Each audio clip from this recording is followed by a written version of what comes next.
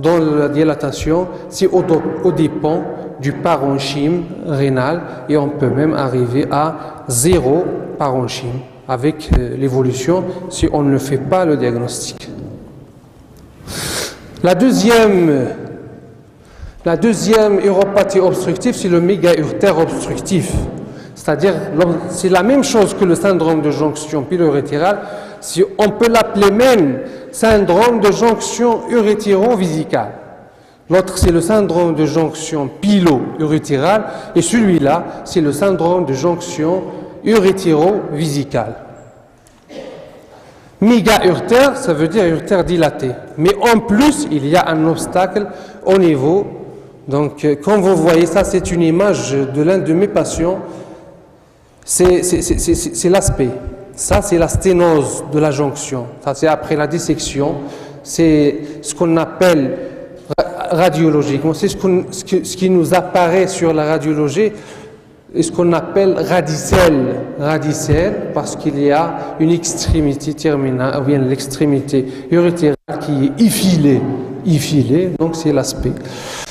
Et bien sûr, la condition pour retenir un diagnostic de mégaurtère obstructif primitif de l'enfant, l'unique et indispensable condition, c'est de ne pas avoir une obstruction cervico-urétrale. Parce que si on a une dilatation de cette urtère avec une obstruction cervico-urétrale, ça c'est un mégaurtère, c'est vrai, mais ce n'est pas un mégaurtère obstructif primitif, c'est un mégaurtère dû à un reflux de haut grade secondaire à l'obstruction cervicale. L'obstacle anatomique ou fonctionnel, mais je vous dis que c'est souvent fonctionnel, c'est pas anatomique, c'est rarement anatomique, toujours malformatif, congénital, ce n'est pas acquis, c'est pas quelque chose d'acquis, c'est quelque chose de congénital et qui touche uniquement l'urtère juxta-vésicale, c'est-à-dire la terminaison de l'urtère. Ce segment, il est apéristatique, donc ça c'est l'aspect radicelle à l'UV. Ça, cet aspect effilé de l'urtère, c'est la radicelle. Ce segment, il est apéristatique. Son terme aérographique, c'est la radicelle. C'est un terme qui est radiologique. Quand on dit radicelle, c'est un terme qui est radiologique. Bon, si on étudie histologiquement cette terminaison urétérale, c'est ce qu'on va trouver. On va trouver des lésions histologiques variables de l'extrémité de l'urtère, des couches musculaires qui sont désorganisées, une fibrose, c'est ce qu'on appelle une acalasie. Ça ressemble exactement à la maladie d'Hirschsprung. La maladie d'Hirschsprung, c'est une maladie du rectum et parfois du rectum du sigmoïde, c'est la même chose. C'est l'achalasie, mais cette fois-ci l'achalasie au niveau de l'urtère.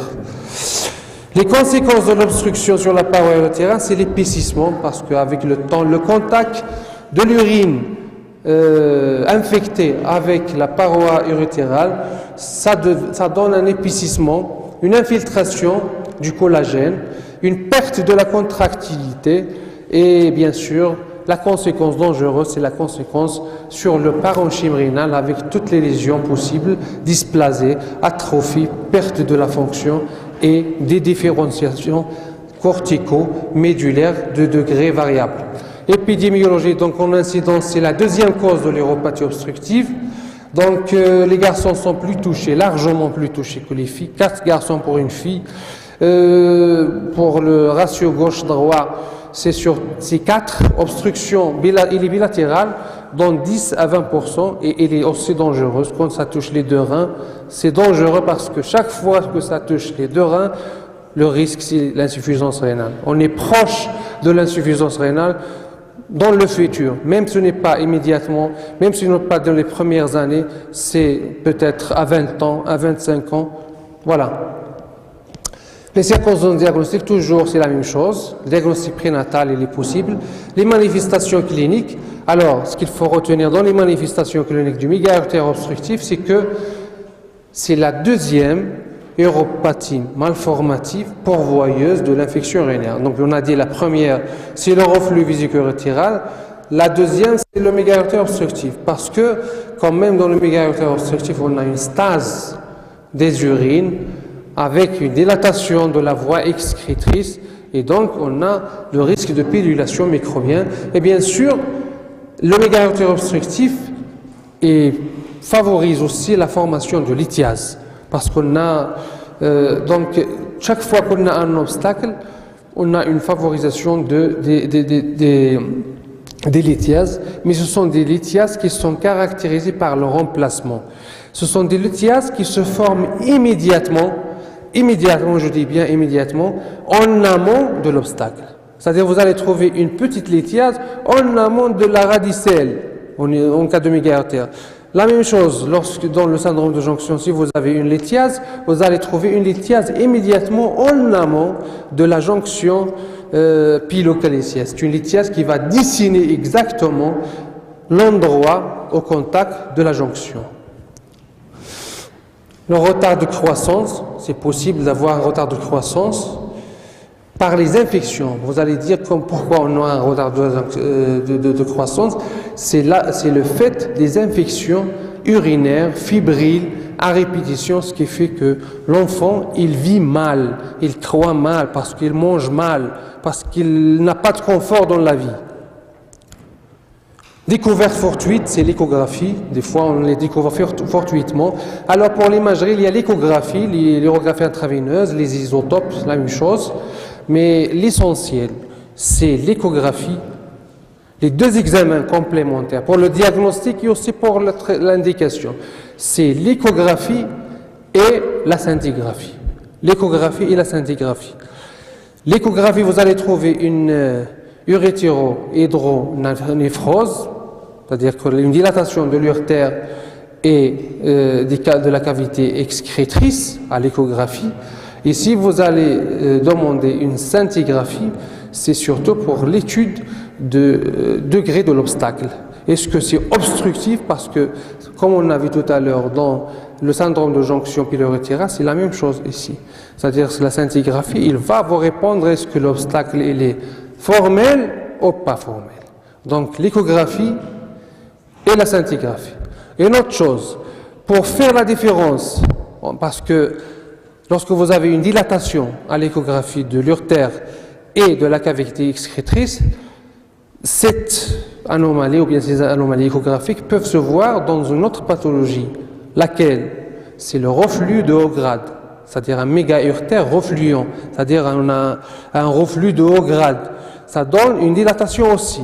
Mais pour faire la différence entre un reflux vésico-urétéral de haut grade et un méga-urtère obstructif, c'est l'UCR. C'est l'urétrocystographie rétrograde. Parce qu'à l'érythrocystographie, si vous n'avez pas de reflux à l'érythrocystographie rétrograde, c'est un méga-urtère obstructif et pas un reflux de haut grade. Donc, deux examens paracliniques pour faire le diagnostic, c'est l'échographie et la scintigraphie. Et l'UCR, c'est pour faire la différence entre un reflux vésico-urétéral de haut grade ou bien un méga-urtère, bien que les deux peuvent être associés. D'accord? L'échographie de l'arbre urinaire, la même chose, l'UV, je l'ai mis ici parce que nos collègues qui nous envoient les malades, les envoient toujours avec encore l'UV et les radiologues ils font toujours cet UV, bien que son apprentissage, son apport en fait, apport dans le diagnostic n'est pas vraiment important, voire même il est négligeable, il est nul.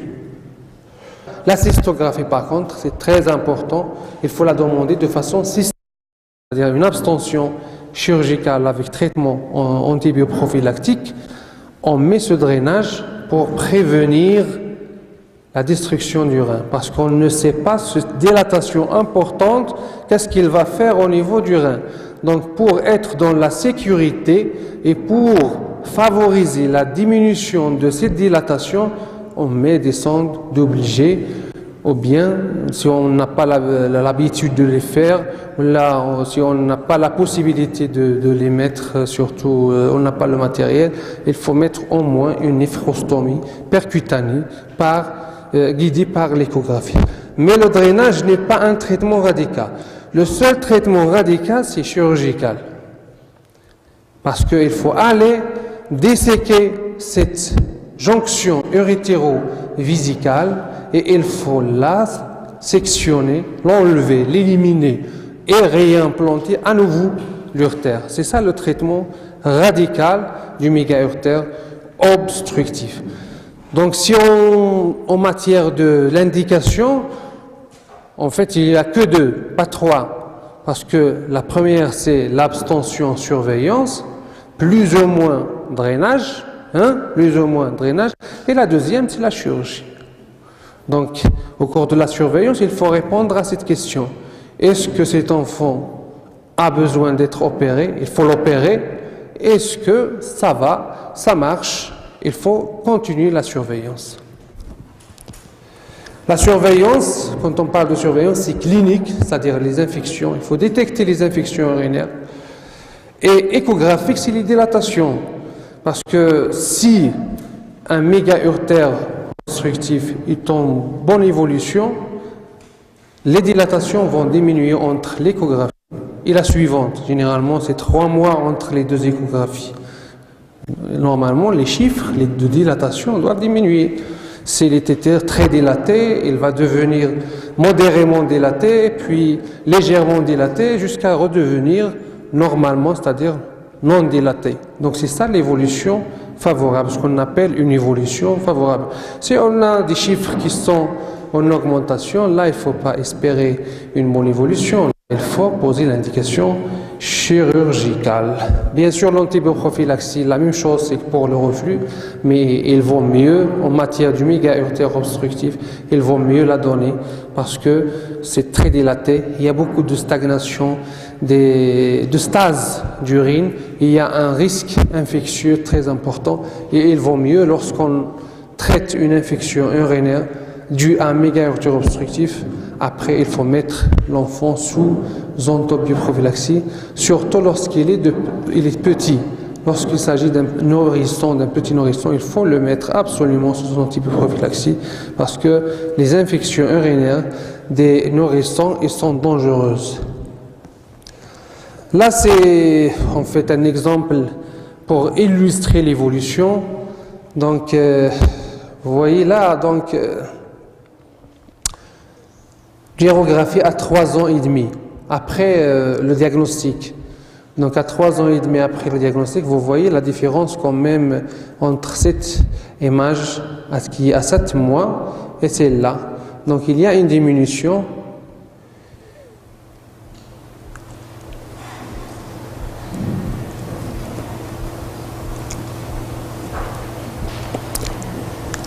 Donc là aussi, vous voyez, là c'est très dilaté, et là c'est à 2 ans et demi, mais des fois on a des surprises, c'est-à-dire que, regardez celui-là, à 1 an, on a l'intention qu'il va évoluer favorablement parce que ça a diminué, mais regardez, on l'a lâché dans la nature, quelqu'un a dit que c'est bon, tout va bien, il a bien évolué, il a lâché dans la nature. À 10 ans, il revient. Regarde, c'est très dilaté. Donc, il ne faut pas faire confiance à l'évolution, il ne faut pas l'arrêter. Donc, surveillance de l'évolution, généralement, c'est l'échographie, c'est la scintigraphie. Le traitement, volet drainage, on a déjà parlé de ça. Donc voilà, le traitement chirurgical, la chirurgie c'est réséquer cette sténose et réimplanter. Il y a plusieurs techniques, mais l'essentiel, c'est le principe de cette chirurgie, c'est ça. Il faut aller réséquer cette sténose et réimplanter correctement l'urtère. Donc ça, c'est les techniques, c'est pas très important. Les indications, la surveillance, lorsqu'on a un diagnostic anténatal, une dilatation modérée, forme asymptomatique, avec fonction rénale préservée à la scintigraphie. Si la fonction rénale préserve la scintigraphie, on opte pour la surveillance, mais une très bonne surveillance clinique et radiologique. Le traitement chirurgical, il est indiqué dans les formes à révélation tardive, c'est-à-dire ce sont des formes qui ont déjà fait des ravages dans le rein. Ou bien lorsqu'on a au cours de l'évolution une augmentation de la dilatation, il faut pas, lorsqu'on a une augmentation de la dilatation, il ne faut pas espérer une évolution favorable.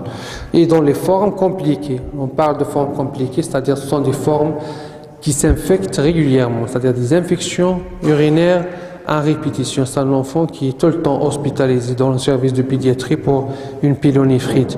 Ou bien c'est compliqué de retard staturo-pondéral, ou bien c'est compliqué de protéinurie, des fois d'insuffisance rénale, c'est bilatéral, etc.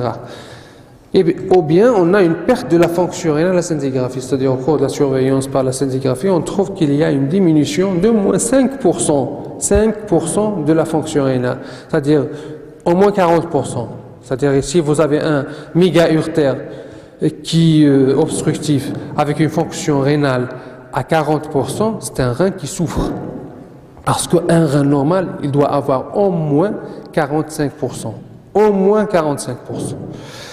Et on est très aussi chirurgical lorsqu'on a un rein unique, c'est-à-dire on a un seul rein qui a un méga-urtère, on ne va pas jouer le feu.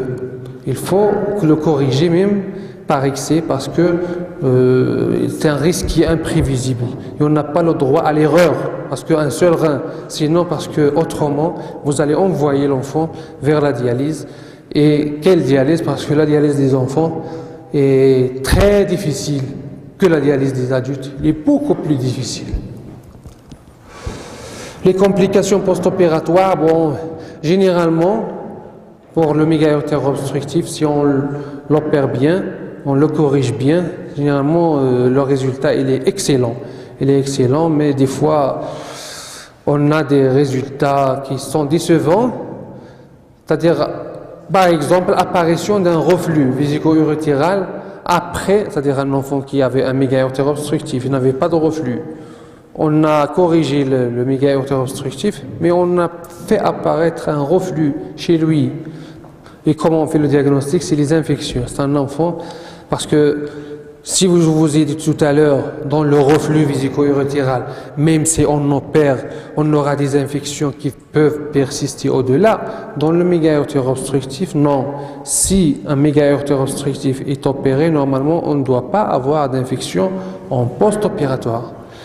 Si vous avez ces infections urinaires, il faut suspecter autre chose, une complication, un reflux vésico-urétéral, soit homolatéral, soit contralatéral. Contralatéral, lorsque vous détruisez le trigone, c'est-à-dire c'est iatrogène, c'est la chirurgie qui a fait ça. Ou bien lorsqu'il est ipsilatéral, c'est-à-dire homolatéral, des fois, lorsqu'on fait un remodelage, lorsque l'urtère est très dilaté, il est très dilaté, pour le réimplanter, il faut réduire son diamètre, il faut le réduire. Et le fait de le réduire, ça nécessite de mettre des sutures sur l'urtère. Et ces sutures-là, soit lorsqu'ils ne sont pas bien faites, le risque, ou bien même s'ils sont bien faites, le risque c'est l'apparition d'une fistule. Si apparition d'une fistule sur ces sutures-là, elles vont donner ce qu'on appelle un reflux vésico-urétéral, homolatéral ou là, ipsilatéral. Et ça nécessite toujours une reprise chirurgicale, mais il faut faire le diagnostic. Aussi, la deuxième complication, c'est la sténose. La sténose de la réimplantation, cette sténose elle est généralement due à l'ischémie. Si on farfouille trop dans l'urtère et qu'on ne le dissèque pas avec gentillesse, on va le dévasculariser. Si on le dévascularise, c'est la sténose. La troisième uropathie obstructive, c'est la valve de l'urètre postérieure.